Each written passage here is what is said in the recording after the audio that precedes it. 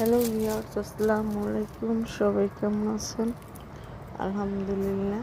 এই যে দেখেন, চুলায় যদি তাল পিঠা বানানো হয় তাহলে কিন্তু অনেক ভালো হয় গ্যাসের চেয়েও। এই যে আমি এবছরে প্রথম তাল পিঠে বানাচ্ছি চুলায়। দেখেন, এই যে এরকম করে যদি আপনারা তাল পিঠেটা তৈরি করেন তাহলে কিন্তু অনেক মজা হয় খেতে। আসলে চুলার রান্না কিন্তু আসলেই অনেক মজা হয়। তো আমার বাইরের চুলা, তো সবসময় চুলায় রান্না করি না, বিশেষ করে গ্যাসেই করি। তো এই পিঠাটার জন্য চুলায় আসলাম। তো আমার চুলায় তাল পিঠাগুলো দেখলাম যে মাশাআল্লাহ অনেক ভালো হয়, অনেকেরই দেখছি। তো আমিও সেজন্য ট্রাই করলাম।